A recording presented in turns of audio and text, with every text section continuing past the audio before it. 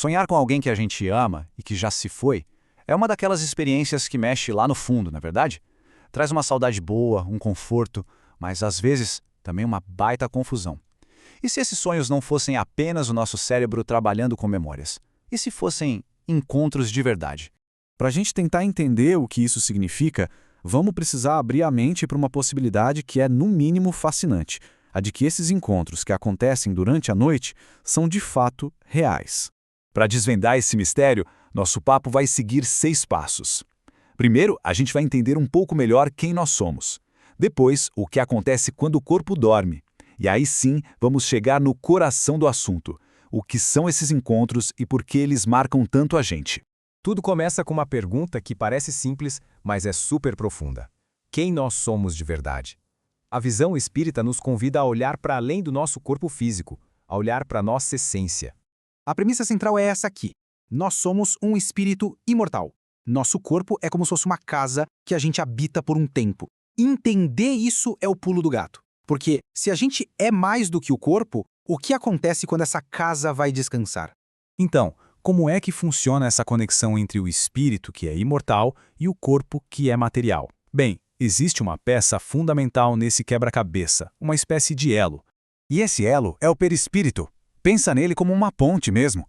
É ele que conecta a nossa essência, que não é matéria, com o nosso corpo físico, permitindo que os nossos pensamentos e vontades virem ações de verdade. E é exatamente aqui que a história dos sonhos começa a fazer todo sentido, porque toda santa noite um fenômeno supernatural acontece com todo mundo, sem exceção. Durante o sono, o corpo relaxa, né? As funções do dia a dia dão uma pausa. E é nesse momento que os laços que prendem o espírito ao corpo se afrouxam. E isso permite que a alma se liberte, parcialmente. E essa ideia, olha, não é nova. Como a gente vê aqui, ela está lá na base da doutrina espírita, codificada por Allan Kardec. É como se o espírito aproveitasse esse recreio do corpo para voltar, por um tempinho, para a sua vida real, a vida espiritual. Essa comparação aqui deixa tudo bem claro. Quando a gente está acordado, vivemos limitados pelos 5 sentidos físicos. Mas, durante o sono, com o espírito mais livre, as nossas percepções se expandem. A comunicação, que antes precisava de palavras, vira algo direto, de pensamento para pensamento.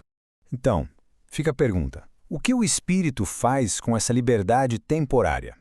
A resposta para isso é o ponto central da nossa conversa sobre os sonhos.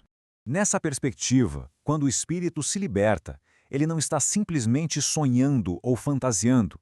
Ele está, de fato, vivendo experiências reais no mundo espiritual. Uma dimensão que existe o tempo todo ao nosso redor, mesmo que a gente não perceba. E o que ele faz com essa liberdade? Exatamente o que a gente faria se pudesse se soltar do corpo por umas horas. Ele vai ao encontro de quem ama. Visita parentes, amigos, tantos que estão aqui na Terra dormindo também, quanto aqueles que já partiram. São reencontros reais, sabe? Com conversas e trocas de afeto. Tá bom, mas se os encontros são reais, por que as nossas lembranças deles, ou seja, os nossos sonhos, são muitas vezes tão confusas, cheias de símbolos ou meio sem pé nem cabeça? Então, o ponto crucial é este. O sonho não é a experiência em si. O sonho é a lembrança que o espírito consegue trazer essa experiência quando ele volta para o corpo. Imagina ter que descrever uma cor que ninguém nunca viu. É mais ou menos isso que acontece. O cérebro físico pena para traduzir uma experiência que foi vivida sem as regras da matéria. Essa memória passa por um filtro, se mistura com as nossas preocupações do dia, e é por isso que um encontro super real pode acabar virando um sonho todo simbólico e fragmentado. Agora, vamos juntar todas essas peças para a gente entender o propósito maior que pode existir por trás desses encontros noturnos. Essa visão transforma completamente o sonho. Ele deixa de ser um eco vazio da memória e se torna um evento real, uma visita, uma conversa. A certeza de que a morte não consegue romper os laços que realmente importam, os laços da alma. É a prova de que o amor continua vivo. E isso tudo nos deixa com uma reflexão.